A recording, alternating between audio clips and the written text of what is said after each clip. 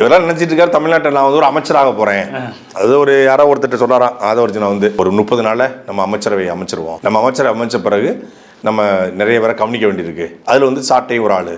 ஓ, விஜய் முதல்வர் ஆகட்டும்னா செத்து போறவனா செத்து தொலையட்டும் நான் சொல்றேன். அவன் 18 வயசா இருந்தாலும் சரி, 58 வயசா இருந்தாலும் சரி. ஹாய் ஹலோ வணக்கம் மக்களே. ஸோ இந்த வீடியோவில் நம்ம என்ன பார்க்க போறோம்னா, அதாவது நம்ம சீமானன் வந்து 500 கோடி வாங்கிட்டாரா? என்னடா அது? நம்ம சாட்டை வந்து மாசத்துக்கு 80 லட்சம் 70 லட்சம்னு வாங்குறாரா? புரியலையே. அதாவது தாவேக்காவை நீங்க என்ன சொல்லி திட்டி பேசுனீங்கன்னா உங்களுக்கு இவ்வளோ கோடி கொடுக்குறாங்களா? இதெல்லாம் உண்மையாங்க? அதை தான் இந்த வீடியோவில் பார்க்க போகிறோம். அது மட்டும் கிடையாது, நம்ம சோழர்கள் பயன்படுத்திய இந்த நம்ம ஈழத்தில் பயன்படுத்திய இப்போ நம்ம சீமான் அண்ணனை பயன்படுத்திய அந்த ஒரு புலிக்கொடியை தற்குறிகள்னு சொல்லுவோம் பார்த்தீங்களா, அவனுங்க மறுபடியும் நான் ஏன் தற்குறின்றதை காட்டுறதுக்காக ஒரு வேலையை பார்த்து விட்ருக்காங்க. அது மட்டும் கிடையாது, சேமிப்பாளர் ஜேம்ஸ் வசந்தன் அவர்கிட்டையுமே ஒரு மாதிரி வேலையை பார்த்து விட்ருக்காங்க, பிரச்சனை பண்ணியிருக்காங்க. ஸோ அதையும் பார்க்க போகிறோம். அது மட்டும் கிடையாது, யாராச்சும் ரிசல்ட்டு வர்றதுக்கு முன்னாடி அமைச்சரவையெல்லாம் கூட்டம் இது பண்ணுவாங்களா? இவங்க அதை தாங்க பண்ணி வச்சுருக்காங்க. ஸோ இது எல்லாத்தையுமே மொத்தமாக ஒரே வீடியோவில் இந்த வீடியோவில் பார்க்க போகிறோம். ஸோ வீடியோ பார்க்கணும்னா நம்ம சேனல் ஃபஸ்ட் டைம் பார்க்குறீங்க அப்படின்னா ஒரு லைக்கு ஒரு சப்ஸ்கிரைப் பண்ணி விட்டுருங்க. அப்போ தான் நிறைய பேருக்கு நம்ம வீடியோ சஜஷன் ஆகும். வாங்க வீடியோக்குள்ளே போகலாம். ஃபஸ்ட்டு நம்ம என்ன எது பார்க்கணும் அப்படின்னா, அதாவது இப்போ ரீசெண்டாக இவனுங்க, அதாவது தாவேக்கா சப்போர்ட் பண்ணக்கூடிய தாவேக்கா தொண்டர்களாக இருக்கட்டும், விஜயோட ரசிகர்களாக இருக்கட்டும், மோஸ்ட்லி பார்த்திங்க அப்படின்னா இவங்க என்ன மாதிரியான விஷயம் யோசிச்சு வச்சுருக்கானுங்கன்னா, அதாவது விஜய் ஜெயிப்பாருன்னு சொல்லுங்கள், நான் ஒத்துக்கிறேன், சரி ஓகே, விஜய் வந்து தனியாக கூட ஜெயிப்பார், ஏன்னா அவருக்கு இருக்கிற ரசிகர் இதில் அவர் ஜெயிப்பார், ஒரு குறிப்பிட்ட வாக்கு சதவீதம் வாங்குவாருன்னு சொன்னால் ஓகே, ஐ அக்செப்ட். ஆனால் இவனுக்கு என்ன நினச்சி வச்சுருக்காங்கன்னா, நாம் வந்து எல்லா தொகுதியிலும் நம்ம ஜெயிச்சிடுவோம், 234 ஒரு தொகுதி இல்லைன்னு சொல்லிட்டு 233 தொகுதியிலும் ஜெயிச்சிடுவோம், மிகப்பெரிய பெரும்பான்மையை வாங்கிடுவோம் அப்படின்ட்டு இப்போவும் பார்த்திங்க அப்படின்னா கனவு கண்டுக்கிட்டு இருக்கானுங்க.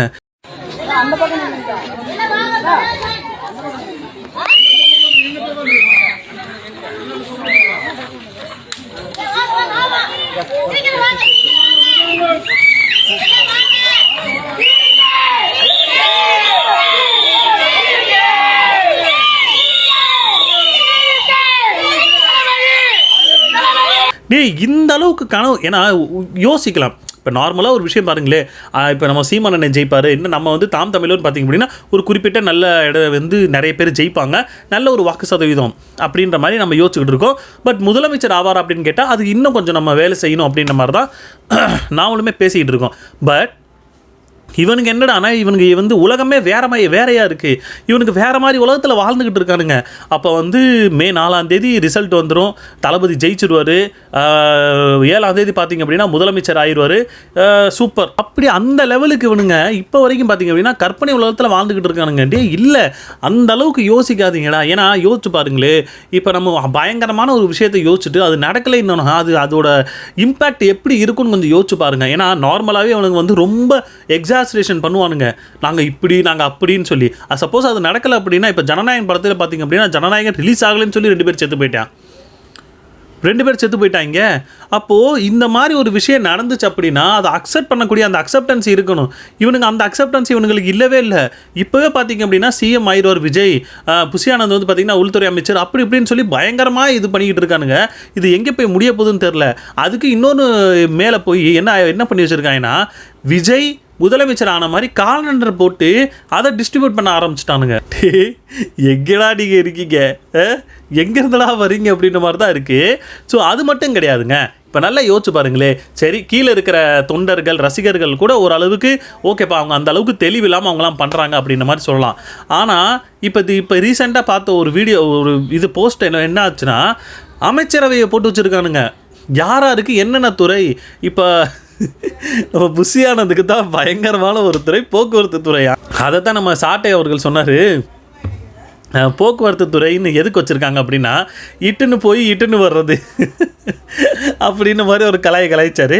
கலை யதார்த்தம்னு என்னன்னே தெரியாம மிதமிஞ்சிய கனவுல இருக்காங்க. நேற்று சாயந்தரம் பார்த்தா திடீர்னு உத்தேச அமைச்சர் பட்டியலும் வெளி வருது. அதுல என்னன்னா, விஜய்க்கு வந்து உள்துறை, மகளிர் நலன், குழந்தைகள் மேம்பாடு. என்ன காரணத்துக்காக உள்துறை? ஏன்னா வீட்டை விட்டு வெளியில உள்ளதுல உட்காந்துருப்பாரு. என் ஆனந்துக்கு போக்குவரத்து துறை, இட்டுன்னு வரதுல ரொம்ப ஸ்பெஷலிஸ்ட்ங்கனால அவருக்கு போக்குவரத்து துறை. உண்மையிலே அதானுங்க. ஏன்னா மேலே இருக்கிறவங்களும் இந்த அளவுக்கு வந்து கற்பனையில் வாழ்ந்துக்கிட்டு இருக்கீங்களே அப்படின்ற மாதிரி தான் சொல்லணும்னு தோணுது. ஏன்னா கீழே இருக்கவங்க கூட சரிப்பா அவங்களுக்கு அந்த அளவுக்கு புரிதல் இல்லைன்னு கூட சொல்லலாம். உங்களுக்குமாயா நீங்களும் அப்படி தான் இருக்கீங்களா அப்படின்ற மாதிரி தான் இருக்குது. அதில் இன்னொரு விஷயம் என்ன அப்படி நல்லா கவனித்து பார்த்தீங்கன்னா, இப்போ ஒரு சோர்ஸில் அவங்க சொன்னாங்களாம் என்ன அப்படின்னா, ஆதவர்ஜுனா வந்து ஒருத்தவர்கிட்ட சொல்லியிருக்காரு, அதாவது நம்ம வந்து நம்மளோட அமைச்சரவை வந்து 30 நாளில் வந்து இதாகிடும். அப்படி ஆனதுக்கப்புறம் நிறைய பேரை கவனிக்க வேண்டியது இருக்குது. அதில் ஒரு ஆள் பார்த்திங்க அப்படின்னா சாட்டை. எப்படி சாட்டை? ஆனால் ஒன்றுடா, அதுதான் யோசிக்கிறேன், இன்னும் சாட்டை என்னத்தை கவனிப்பீங்க? ஜெயிலில் தூக்கி போடுவீங்களா? ஆல்ரெடி அந்த மனுஷன் டிஎம்கேவை பேசி பேசி பேசி டிஎம்கே தூக்கி உள்ளே போட்டு அவங்களே ஒன்றும் பண்ண முடியல. இப்போ இவங்க கவனிக்கிறேன் அப்படின்ற மாதிரி பேசிக்கிட்டு இருக்காரு. ஆனால் சாட்டை ஒரு ஆள் போதும், தாவேக்காக்கு போதும். இவரெல்லாம் நினச்சிட்டு இருக்காரு தமிழ்நாட்டில் நான் வந்து ஒரு அமைச்சராக போகிறேன். அது ஒரு யாரோ ஒருத்தர் சொல்கிறாராம், ஆதவர்ஜுனா வந்து அந்த மாதிரி ஒரு 30 நாளில் நம்ம அமைச்சரவை அமைச்சிருவோம், நம்ம நிறைய பேரை கவனிக்க வேண்டியிருக்கு. அதில் வந்து சாட்டை ஒரு ஆள். ஓ சரி சரி. உங்கள் அப்பன் இருக்காங்களா, உங்கள் அப்பன் திமுக, உங்கள் அப்பன் திமுகவை ஏற்று பேசி 14 வழக்கு வாங்கி குண்டாசை வாங்கி ஆட்சிக்கு வந்து முதல் கைது. ஆட்சிக்கு வந்து மே மாதம் 8ஆம் தேதி பதவியேற்றாங்க. ஜூன் 11 கைது. ஜூன் 11 உள்ள போனவன் ஜூலை மாதம் 2022 தான் வெளியே வந்தேனா. ஜூலை 2022 13 ஒரு வருஷம் 213 புழல் ஜெயிலில் மனுஷன் வச்சு கிளின்னு கிழிச்சு விட்டுறாரு. இதுக்கு தான் என்னன்னு தெரில, சாட்டையை பார்த்தாலே பதறாங்க. சாட்டையை பார்த்தாலே அவங்களுக்கு என்ன வாயில் வருதுன்னு தெரில, அவங்க பாடு பேசுகிறானுங்க.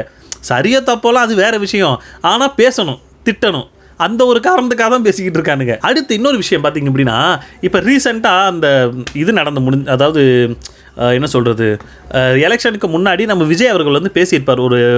அதாவது என் மேலே தப்புன்னு சொல்லி என் மேலே எல்லாத்தையுமே திருப்பி விடுறீங்க, என்னையை பற்றி போய் சட்டசபையில் பேசுகிறீங்க அப்படின்ற மாதிரி ஒரு வார்த்தையை சொல்லியிருந்தார்.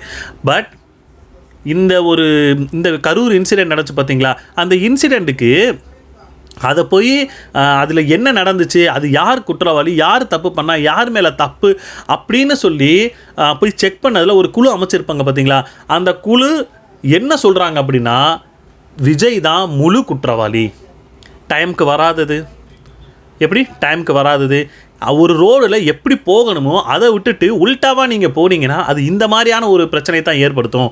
பெண்கள் எல்லாருமே பார்த்தீங்க அப்படின்னா ஒரு தனியான ஒரு இடத்துல தான் வச்சுருப்பாங்க. ஆனால் இவர் போனதுனால எல்லாரும் மேலே மேலே விழுந்து அதனால தான் மிகப்பெரிய இந்த மாதிரி ஒரு இன்சிடென்ட் நடந்துச்சு. இதுக்கு முழு குற்றவாளி பார்த்தீங்க அப்படின்னா விஜய் தான் அப்படின்னு சொல்லி அவங்களே ஒரு அறிக்கை இது பண்ணியிருக்காங்க. கரூரில் நடந்த பெருந்துயர சம்பவத்தின் உண்மை அறியும் குழுவோட அறிக்கை இது.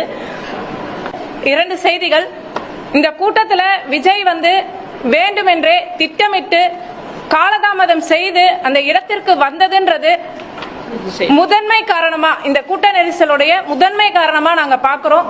இத்தனைக்கும் அவரோட இருந்த ஒரு பாதுகாவலரே சொல்றாரு கிரவுட் பர்ஸ்டிங்னு. அவர் அவ்வளவு அழுத்தமா சொன்னதுக்கு அப்புறமும் விஜய் வந்து தன்னுடைய பேச்சை வந்து தொடங்கட்டுமான்னு கேட்டு தொடங்குறாரு.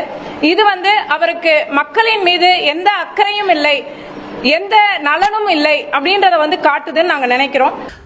ஆனால் இவர் என்னடானா தான் வந்து அதுக்கு பொறுப்பே இல்லைன்ற மாதிரி இப்போ வரைக்கும் பேசிக்கிட்டு இருக்காரு. இவனுங்களும் நம்பிக்கிட்டு இருக்கானுங்க. நான் என்ன சொல்கிறேன், ஒத்துக்கங்க, ஆமாங்க பிரச்சனை தான், நான் அது தெரிஞ்சு நடந்தது தான், ஆனால் அதுக்கு பொறுப்பேற்றுக்கணும்னு சொல்லி ஒரு பொறுப்பேற்றிருந்தா வேலையே முடிஞ்சிச்சு. அதை இப்போ வரைக்கும் பிடிச்சி இழுத்துக்கிட்டு இருக்காரு. ஸோ இன்னைக்கு வரைக்கும் ஏன் நடிகர் விஜய் அவர்களால் அரசியல் மேடையில் துணிவா கரூர் அந்த சாவை பற்றி பேச முடியுதுன்னா, அவர் பேர் எஃப்ஐஆர்ல இல்லாதது ஒரே காரணத்தினாலையும் அவர் கைது பண்ணப்படாததுனாலையும். அவரை குற்றப்படுத்தியிருக்கிறது இந்த ஒரு சிறு நிகழ்வு மூலமா ஒரு அரசியல். ஜெயலலிதா இருந்தால் என்ன நடந்திருக்கும் நீங்க இருக்க உங்க மக்களே கேட்டு பாருங்க. சட்டம் படிச்ச 2 பேர் 3 பேர் MBA ஒரு லா இருக்கிறாங்க, யாரும் விட மாட்டாங்க. அந்த அம்மா இருந்தா கொடுமைப்படுத்தி இருக்கும். அதுதான் நடிகர் விஜயோட இறுதி அரசியல் வாழ்க்கையா இருந்திருக்கும். முதலமைச்சர் வந்து அவரை அரெஸ்ட் பண்ணலான்றது 2வது காரியம். அன்னைக்கு இரவே வந்து பொதுமக்களுக்கு, தன்னுடைய மக்களுக்கு, தமிழ்நாட்டு மக்களுக்கு இவர் என்ன சொல்றாரு தெரியுமா? அவர் சார்பா அவர் சொல்ல வேண்டியதை முதல்வர் சொல்றாரு. எந்த ஒரு அரசியல் தலைவனும் தன் தொண்டனோ மக்களோ சாவதை விரும்ப மாட்டான். இது யாருக்கு ஃபேவரான ஸ்டேட்மெண்ட்? நடிகர் விஜயை காப்பாற்றுறதுக்கு ஒரு முதல்வர் ஸ்டேட்மெண்ட் கொடுக்குறாரு. அது என்னமோ. அடுத்தது பார்த்திங்க அப்படின்னா, இவனுங்களை நம்ம ஏன் தற்குறின்னு எப்போ பார்த்தாலும் சொல்லிகிட்டே இருக்கோம். நான் அந்த அளவுக்கு யூஸ் பண்ணவும் மாட்டேங்க. ஆனால் இப்போ இவங்க பண்ணும்போதெல்லாம் பார்க்கும்போது ஏன்டா இன்னும் தற்குறியாகவே தெரியுறீங்களேடா அப்படின்ற மாதிரி தான் சொல்லணும்னு தோணுது. என்ன அப்படின்னா, நம்ம நாம் தமிழர் புலிக்கொடி, அதாவது இப்போ நாம் தமிழர்கிட்ட இருக்கக்கூடிய அந்த புலிக்கொடியை 4-5 தாவேக்கா அவனுங்க பார்த்திங்க அப்படின்னா ராவண மவன்டா அப்படின்னு அந்த பாட்டை போட்டு அந்த புலிக்கொடியை போட்டு மிதிச்சுக்கிட்டு இருக்கானுங்க.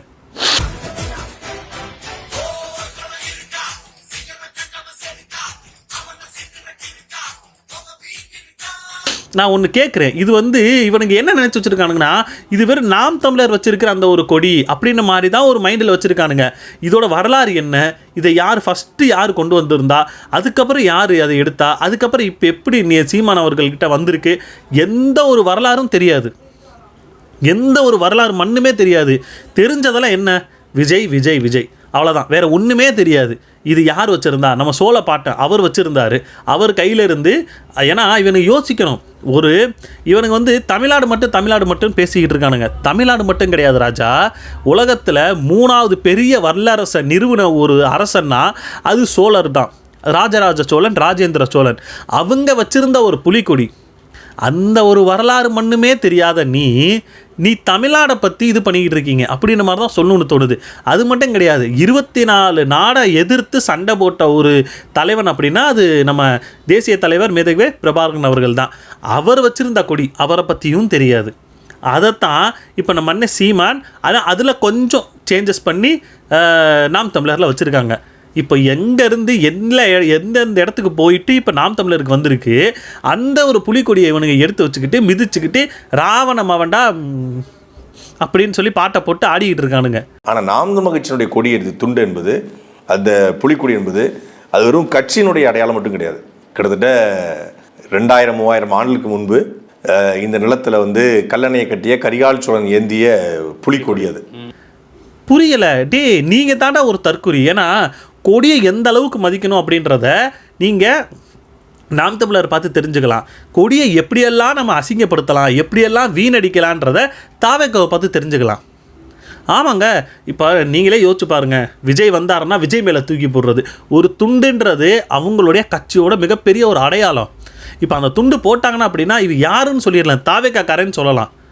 சரியா? அப்படி உன்னை அடையாளப்படுத்தக்கூடிய ஒரு கௌரவப்படுத்தக்கூடிய ஒரு பொருளை நீ தூக்கி போடுறது, சாக்கடையில் தூக்கி போடுறது, தலையில் கட்டுறது, தோலில் போடுறது, சரி தோலில் கூட போடுங்க, அது பிரச்சனை கிடையாது. ஆனால் அதை தூக்கி போட்டு காலில் மிதித்து, நான் அந்த கரூர் சம்பவத்தில் முழுக்க அதுதான் மடி வச்சுருந்தானுங்க. அவ்வளோ துண்டு கீழே கிடந்துச்சு. நீங்கள் என்ன துண்டுக்கு மரியாதை கொடுக்குறீங்கன்னாச்சும் கொஞ்சமாச்சும் புரியுதா? புரியலை. இவனுங்க இப்போ நான் இது தேடிக்கிட்டு இருக்கானுங்க. பிடிச்சாங்கன்னா நல்லா வங்கோலையாக வச்சு குத்தி விட்ருவாங்க.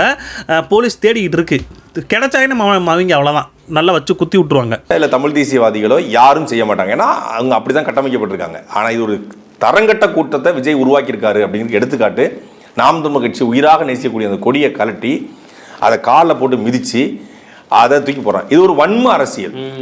இந்த வன்ம அரசியல்னால தான் விஜய் போன்றவர்கள் தமிழ்நாட்டு அரசியலுக்கு அப்புறப்படுத்தப்படணும்னு நினைக்கிற காரணமே இந்த மாதிரி வன்ம அரசியல் தான். சரி, அடுத்த இதை பார்க்க போனோம்னா, இப்போ விஜய் மேலே வந்து ஒரு கண்டனம் இது பண்ணியிருக்காங்க. யார் அப்படின்னா, தமிழ்நாடு குழந்தை உரிமை கண்காணிப்பகம் அப்படின்னு சொல்லக்கூடிய அவங்க விஜய் மேலே ஒரு கண்டனத்தை தெரிவிச்சிருக்காங்க. என்ன அப்படின்னா, குழந்தைகளை அரசியல் லாபத்துக்காக நீங்கள் பயன்படுத்திக்கிறீங்க அப்படின்ற மாதிரி ஒரு விஷயத்த சொல்லி, எதுக்காக அப்படின்னா, குழந்தைகளை வச்சு நீங்கள் உங்கள் அப்பா கிட்டேயும் அம்மா கிட்டேயும் போய் சொல்லுங்கள், விசிலுக்கிட்ட ஓட்டு போட சொல்லுங்கள், விசிலுக்கு ஓட்டு போட சொல்லுங்கள் அப்படின்ற மாதிரி விஜய் குழந்தைங்க இது பண்ண சொன்னார்ல, அந்த ஒரு காரணத்தை தான் இப்போ அவங்க கண்டனமாக தெரிவிச்சிருக்காங்க. குழந்தை உரிமை கண்காணிப்பகம் அவங்க இதை சொல்லி கண்டனத்தை தெரிவிச்சிருக்காங்க. யாருக்கு? விஜய்க்கு. நாம் சொல்லும் போதெல்லாம் இவங்களுக்கு புரியாது, குழந்தைய வச்சு ஏன் இந்த மாதிரி பண்ணிக்கிட்டு இருக்கேன்னு. ஆனால் டைரெக்டாக ஒரு கண்டனத்தை வச்சுருக்காங்க.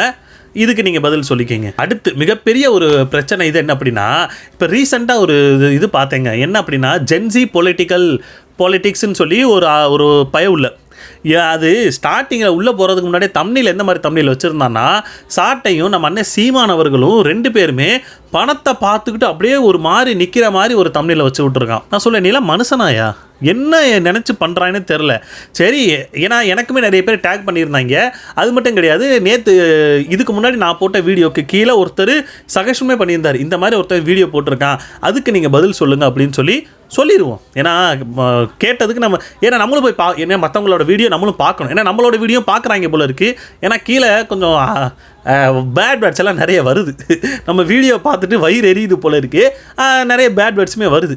ஏன்னா இவன் சொல்லும் ஸ்டார்ட் பண்ணும்போது பார்த்தீங்க அப்படின்னு எப்படி ஸ்டார்ட் பண்ணான்னா, அண்ணன் வந்து பயங்கரமான கொள்கையெல்லாம் வச்சுருக்காரு, பயங்கரமான திட்டங்கள்லாம் வச்சுருக்காரு, அப்படி வச்சுருக்காரு இப்படி வச்சுருக்காருன்னு பயங்கரமாக பேசிக்கிட்டு வந்தான். சரி பயவுள்ள என்னடா வெளியே தம்ப்நெயில் வந்து ஒரு மாதிரி போட்டுட்டு உள்ளே ஒரு மாதிரி போட்டிருக்கானே அப்படின்னு சொல்லி நான் கொஞ்சம் யோசித்தேன். சரி பரவாயில்ல, எல்லாரையும் அந்த ஆடியன்ஸை வந்து கவர் பண்ணுறதுக்காக தம்ப்நெயில் அந்த மாதிரி வச்சுருப்பான் போல் அப்படின்ட்டு நானும் உள்ளே போய் பார்த்தேன். ஸ்டார்டிங்கில் அப்படி தான் போய்கிட்டு இருந்துச்சு. அப்புறம் ஸ்டார்ட் பண்ணான் பாருங்க. அதாவது எல்லாம் செய்யலாங்க, எல்லாம் கொண்டு வந்தால் நல்லா தான் இருக்கும். அதுக்கு ஃபஸ்ட்டு என்ன பண்ணணும்? சட்டசபைக்கு போகணும். சட்டசபைக்கு போகாமல் நீங்கள் தெருவில் நின்று கத்திக்கிட்டு இருந்தீங்கன்னா எங்கே இது ஆகும்? இவ்வளோ பேசுறியாடா? ஏன்னா மக்கள் ஓட்டு போட்டு அவரை வந்து சட்டசபைக்கு அனுப்பினா தானே போக முடியும். இப்படி அனுப்பாமலே எப்படா போக முடியும்னு கேட்டால் இவங்கள்ட்ட பதில் கிடையாது. கேட்டால் என்ன தெரியுமா சொல்லுவானுங்க? அதாவது சீமான் அவர்களுக்கும் சாட்டை அவர்களுக்கும் யாருக்குமே சட்டசபைக்குள்ளே போகணுன்ற அந்த ஒரு மைண்ட் செட்டே கிடையாதான். எப்படி சட்டசபைக்குள்ளே போகணுன்ற மைண்ட் செட்டே கிடையாதான். ஏன்னா 16 வருஷமாக அந்த மனுஷன் உழைச்சிக்கிட்டு இருக்காரா? 16 வருஷமாக அந்த மனுஷன் உழைச்சிக்கிட்டு இருக்காரு. அது இவனுங்களுக்கு தெரியலை. அதாவது இப்போ இவங்களோட வேலையே அப்படி தான். சீமான் அவர்களோட வேலையும் அப்படி தான், சாட்டை அவர்களோட வேலையும் அதுதான். என்ன அப்படின்னா, நாம் வந்து திமுகவை திட்டலாம், ஏடிஎம்கே திட்டலாம், தாவேக்காவை பிடிச்சி திட்டலாம், ஆனால் நாம் சட்டசபைக்குள்ளே போகக்கூடாது. எவ்வளோ கேவலமான ஒரு மைண்ட் செட்டு. அதுக்காக அந்த மனுஷன் இந்த அளவுக்கு கத்தி எல்லாருக்கூடையும் போராட்டத்தில் நின்று, நான் என்ன கேட்குறேன்னா, நீ உனக்கு ஏதாவது பிரச்சனை வந்து அந்த போராட்டத்தில் அண்ணன் சீமான் அண்ணன் வந்து நின்றுருந்தா உனக்கு தெரிஞ்சிருக்கும். உனக்குத்தான் அந்த ஒரு இதே கிடையாது. உனக்கு நீ வந்து எல்லாருக்கிட்டே இங்கிட்ட ஒரு அடி, இங்கிட்ட ஒரு குத்து, அங்கிட்ட ஒரு குத்து, தென்னை மரத்துக்கு ஒரு குத்து, அங்கிட்ட ஒரு குத்து அப்படின்ட்டு இவன் பாட்டுக்கு போயிட்டு இருப்பான். அப்போது இவங்க ஜெயிக்கக்கூடாதுன்னா எதுக்காக அண்ணன் வந்து அரசியலில் நிற்கணும்? ஜெயிக்கக்கூடாதுன்னு அண்ணன் அவங்க பாட்டுக்கு, ஏன்னா அண்ணனுக்கு ஆல்ரெடி 30 லட்சம் ஓட்டு கிட்ட இருக்குது, இதுக்கும் மேலேயும் அதிகமாகும்.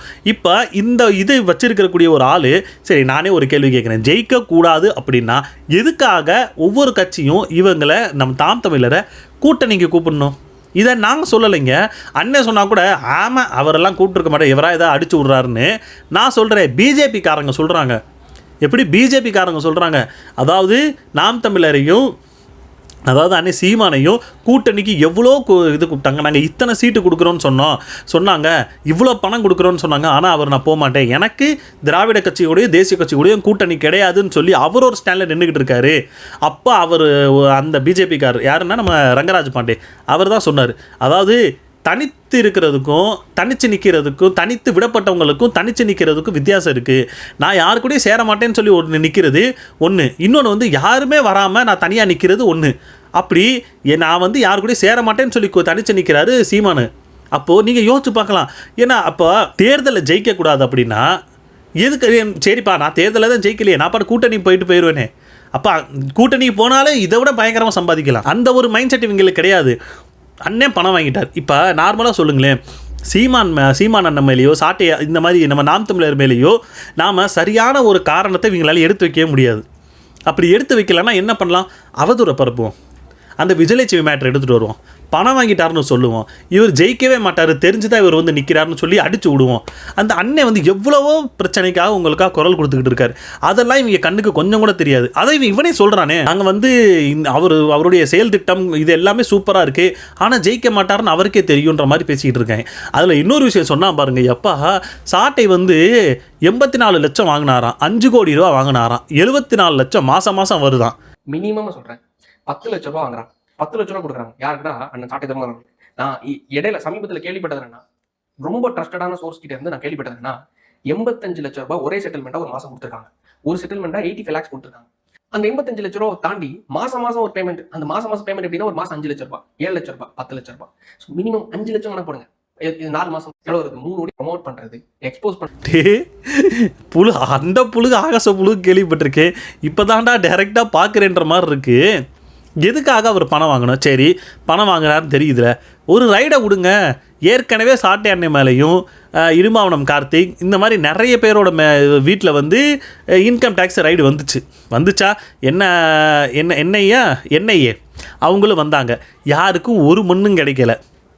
இதிலேருந்தே தெரிஞ்சுக்கலாம் அவங்க எந்த மாதிரி கரெக்டாக இருக்காங்கன்னு சொல்லி. ஏன்னா உங்களுடைய கவர்மெண்ட்டே வந்து சொல்லிட்டு போயிருச்சு. சரியா? யார் அண்ணன் வந்து டிஎம்கேவையும் ஏடிஎம்கே பிஜேபியை போட்டு பொலன்னு பொழப்பாங்களோ அவங்க கையில் இருக்கக்கூடிய எண்ணெயே வந்தே ஒன்றும் இல்லைன்னு சொல்லிட்டு போயிட்டாங்க. இப்போ தான் இவங்க உட்காந்துக்கிட்டு 1000 கோடி வாங்கிட்டாரு, 500 கோடி வாங்கிட்டாருன்னு. அதில் இன்னொரு போர்டு போட்டால் என்ன அப்படின்னா சீமானண்ணே வந்து 500 கோடி வாங்கிட்டு தான் இந்த எலெக்ஷன்லேயே இது பண்ணிக்கிட்டு இருக்காரு அப்படின்னு சொல்லி. நான் ஒரு கேள்வி கேட்குறேங்க, ஒரே ஒரு கேள்வி கேட்குறேன். இப்போது பரந்தூர் விமான நிலையம் அப்படின்னு சொல்லி அந்த அதுக்காக நிலத்தை கையகப்படுத்தக்கூடிய ஒரு செயல் நடந்துக்கிட்டு இருந்துச்சு. அதை அன்னை சீமான் அண்ட் நாம் தமிழர் இவங்க எல்லாருமே போய் அதை வந்து நிப்பாட்டி வச்சுருக்காங்க, ஸ்டே வாங்கி வச்சுருக்காங்க. புரியுதா? அது எதுக்கு வாங்கணும்? சப்போஸ் அந்த இடத்துல விமான நிலையம் வந்துச்சு அப்படின்னா அந்த இடத்துல விமான நிலையம் வந்துச்சுன்னா யாருக்கு பெனிஃபிட்டு? இப்போ இருக்கக்கூடிய அரசாங்கத்துக்கு. ஏன்னா சுற்றி இவங்க தான் நிலத்தை வாங்கி வச்சுருக்காங்க. அப்போது இவங்களுக்கு இப்போ 500 கோடி அண்ணனுக்கு கொடுத்து எலெக்ஷனில் வேலை பார்க்குற இது பண்ண, அதாவது எலெக்ஷனில் வந்து இந்த மாதிரி எங்களுக்காக பண்ணுங்கன்னு சொல்லியிருந்தாங்கன்னா அண்ணன் பரந்தூர் விமான நிலையத்தை எல்லாமே இது பண்ணி வச்சுருக்காரு. அப்புறம் என்ன சொல்லு 8 வழிச்சாலை, ஆசிரியர்கள் போராட்டம், செவிலியர்கள் போராட்டம், விவசாயிகள் போராட்டம்னு சொல்லி எல்லா போராட்டத்துக்கும் அண்ணன் அங்கே போய் நின்று எல்லாத்தையும் ஸ்டே வாங்கி வச்சு எதையுமே பண்ண விடாமல் வச்சுருக்காரு. சப்போஸ் இது எல்லாமே நடந்திருந்தால் டிஎம்கேக்கும் இப்போ ஆளுன்ற கட்சிக்குமே அந்த அளவுக்கு பெனிஃபிட் ஆகிருக்கும். அந்த அளவுக்கு பெனிஃபிட்டை விட்டுட்டு அண்ணனுக்கு 500 கோடியை கொடுத்து வேலை வாங்க வைக்கிறதுக்கு எதுக்கு நீ வந்து 500 கோடின்னு கம்மியாக சொல்லிக்கிட்டு இருக்க? ஒரு இன்னும் அடிச்சு விட வேண்டியதானே, 1000 கோடி 2000 கோடின்னு சொல்லி அடிச்சு விட வேண்டியதானே. காசா பணமா உருட்டு வாங்கி உருட்டி விட வேண்டியதானேன்ற மாதிரி தான் இருக்குது. நான் என்ன கேட்குறேன்னா, இப்போ ஏன்னா அந்த அளவுக்கு பெனிஃபிட் வரக்கூடிய, அதாவது ஆளுங்கட்சிக்கு கிடைக்க போகிறோம் அந்த பணத்தை வந்து அண்ணனால தான் அது வந்து கிடைக்காம கிடக்கு. அப்போது அண்ணங்கிட்ட பணம் கொடுத்து அண்ணங்கிட்ட பணம் கொடுத்து அண்ணனை வந்து ஸ்டே வாங்க சொல்லுவாங்களா? என்னடா பேசுகிறீங்க? என்ன ஒரு மண்ணும் தெரில. அறிவை வந்து எங்கே மண்டையில் வச்சுருக்காங்களா இல்லை வேறு எங்கேயும் வச்சுட்டு போயிருக்காங்களான்னு தெரியவே இல்லை. இதில் என்ன சொல்கிறாங்கன்னா, இப்போ ரீசெண்டாக ரொம்ப பேசுகிறது தான் அண்ணன் வந்து ஏன் கட்டி பிடிச்சாரு, அந்த பிரபு வந்து கட்டி பிடிச்சாருன்னு. சரி, நான் வந்து சரி டிஎம்கே காரன் பேசினா கூட ஓரளவு சரின்னு சொல்லலாம். ஆனால் இவன் வந்து தாவேக்காக்கு சப்போர்ட்டாக பேசுகிற மாதிரி தான் பேசிக்கிட்டு இருக்கான். பேசிக்கிட்டு திடீர்னு எதுக்கு தாவேக்கா பிரபுவை கட்டி பிடிச்சாங்க கேட்டுக்கிட்டு இருக்கேன். நான் ஒன்று கேட்குறேன், உனக்கு தாவேக்கா சப்போர்ட் அப்படின்னா உங்கள் ஆள் எத்தனை நடிகைகளை கட்டி பிடிச்சிருக்காரு, லிப் அடிச்சிருக்காரு, அதெல்லாம் உங்களுக்கு தெரியலையா? ஒரு சாதாரணமாக ஒரு நேரில் வரும்போது ஒருத்தவங்களை பார்த்து கை கொடுத்து கட்டி பிடிக்கிறது நார்மலான ஒரு விஷயம். அதை விட்டுவிட்டு எதுக்கு கட்டி பிடிச்சாருன்னு இப்போ வரைக்கும் கதறிக்கிட்டு இருக்காங்க. நல்லா கதறுங்கடா அப்படின்ற மாதிரி தான் இருக்குது. அப்புறம் இன்னும் என்ன கேட்குறாங்கன்னா, தாவேக்காவை பேசுகிற அளவுக்கு டிஎம்கே பேசவே மாட்டேங்கிறாரு. நான் கேட்குறேன், சரி நாங்கள் பேசவே இல்லைப்பா அப்படின்னே வச்சுக்க, நாங்கள் பேசவே இல்லை, நீங்கள் பேசுங்க, நீங்கள் நல்லா பிடிச்சி திட்டுங்க, எல்லாம் பேசுங்க. அதான் கேட்குறேன், உங்களுக்கு வேறு வேலையே இல்லையாடா? டிஎம்கே பேச மாட்டேங்கிறார், ஏடிஎம்கே பேச மாட்டேங்கிறார், தாவேக்கா மட்டும் தான் பேசுகிறாரு. 45 நிமிஷம் கிளிப்பில் 5 நிமிஷம் கிளிப்பை மட்டும் பார்த்துட்டு வந்துட்டு பேசுகிறவங்கள்ட்ட வேறு என்னன்னு பேச முடியும் சொல்லுங்கள்? அதுக்கு தான் நான் சொல்கிறேன். இப்போ ரீசெண்டாக ஜேம்ஸ் ஓசன் வந்து தாவேக்கா பசங்கள்லாம் அவங்க யாருக்கு சப்போர்ட் பண்ணிகிட்டு இருக்காங்களோ அவங்க எல்லாரையும் கூப்பிட்டு வச்சு ஒரு இது மாதிரி நடத்தினார். யாராலையும் பேச முடியல அவர்கிட்ட. அந்த அளவுக்கு மனுஷன் வச்சு செய்ன்னு செஞ்சு விட்டாரு. அதனால தான் பார்த்தீங்க அப்படின்னா இப்போ ரீசெண்டாக அவர் எங்கேயும் சாப்பிட போயிருக்காரு போல், அவருடைய காரை வந்து அடித்து உடச்சிட்டாங்க, அதாவது கண்ணாடியை நொறுக்கிட்டானுங்க. ஆனால் கேட்டால் அது தாவேக்காக்காரங்க இல்லைன்ற மாதிரி சொல்கிறாங்க. ஓகே, நம்ம அதை வந்து நமக்கு தெரியலைன்னா அது பேச வேணாம். பண்ணவன் எவனாக இருந்தாலும் ஏதோ ஒரு காழ்ப்புணர்ச்சியில் தான் பண்ணியிருக்கான். இதுக்காக சொல்கிறேன் அப்படின்னா, இவர் இந்த இடத்துல மட்டும் பேசியிருக்காரான்னு கேட்டியா? பேசலை. ஜேம்ஸ் ஓசன் இன்னும் நிறைய இடத்துல பேசியிருக்காரு. என்ன அப்படின்னா, தாவேக்காரன் சொல்கிறான்னா, அதாவது அண்ணன் விஜய் வந்து ஜெயிக்காமல் போனார் அப்படின்னா நான் செத்து போயிடுவேன். எப்படி நான் செத்து போயிடுவேன்றானா? அதுக்கு தான் அவர் ஒரு விஷயம் சொன்னார், செத்து போங்க, இந்த மாதிரி இருக்கிறவங்க செத்தே போங்கடா, யாரும் எதுக்கும் வருத்தப்பட மாட்டாங்க. நீ என்ன மொழி பொருளுக்காக நீ வந்து செத்தியா, உன் உரிமையை காக்கிறதுக்கு நீ செத்தியா? அப்படிலாம் கிடையாது. என்னமோ ஒரு விஷயத்துக்காக நீ பாட்டுக்கு சாக்குறேன்னா கேட்டால் என்ன சொல்கிறாங்கன்னா, அவர் வந்து ஜெயிக்கல அப்படின்னா வீட்டிலே மருந்தை வச்சு எல்லாரையும் கொண்டுருவாங்களாம். ஏடா அவர் ஜெயிக்கலைன்னா நீ செத்து போடா, எதுக்குடா வீட்டில் இருக்கிறவங்களாம் கொலை பண்ணிக்கிட்டு இருக்குன்ற மாதிரி தான் சொல்லணும்னு தோணுது. விஜய் முதல்வர் ஆகட்டான்னா செத்து போயிடுவான்னா செத்து தொலையட்டும்னு நான் சொல்கிறேன். அவன் 18 வயசாக இருந்தாலும் சரி, 58 வயசாக இருந்தாலும் சரி, எதுக்கு சாகணும்னு ஒரு அவசியம் இல்லை. ஏன்னா ஒரு நாட்டுக்கு விடுதலை போராட்ட காலத்தில் வெள்ளைக்காரனை எது போரிட்டப்போ அவன் போய் உயிரை கொடுத்து நெஞ்சில் குண்டை வாங்கிட்டு செத்தவனை வந்து நம்ம பாராட்டலாம், செலவைக்கலாம். இதை மாதிரி எதிர்த்து அநியாயங்களுக்கும் அநீதிகளுக்கும் எதிர்த்து நிற்கணும்னு. ஒரு நடிகை முதல்வர் ஆகலான்னு நான் செத்து போயிடுவேன், நீ மிரட்டுறதே கேவலம். இதில் நீ செத்தா நாங்களாம் வருத்தப்படுவோம்னு நினச்சிட்டு இருக்கேன். அந்த பயில செத்து தொலைக்கட்டுங்கிறேன் நான். அவ்வளவு அறிவிலிகள் பேதைகள் இந்த மண்ணுக்கு தேவையில்லை. புரியலைங்க இவங்க எங்கே போய், அதாவது மே 4ஆம் தேதி என்னென்ன பண்ண காத்திருக்காங்களோ எனக்கு சத்தியமாக புரியல. ஜனநாயகன் வரலைன்னு சொல்லி 2 பேர் செத்து போயிட்டாங்கன்னு சொல்லி கேள்விப்பட்டேன். இவர் ஜெயிக்கலை அப்படின்னு தெரிஞ்சிச்சுன்னா என்னென்னலாம் ஆக போகிறாங்க, என்ன பண்ண போகிறாங்கன்னு இப்போ வரைக்குமே தெரிலங்க. நினச்சாலே மனசெல்லாம் பதறுது. உங்கள் வீட்டில் யாரும் தாவேக்கா பசங்க யாரும் இருந்தாங்கன்னா கொஞ்சம் கண்டித்து கொஞ்சம் அறிவுரை சொல்லி வைங்க. உங்கள் கருத்து என்ன, அதையும் கமெண்ட் செக்ஷனில் கமெண்ட் பண்ணி நான் பார்த்து தெரிஞ்சுக்கிறேன். அடுத்த வீடியோவில் பார்ப்போம். பாய்.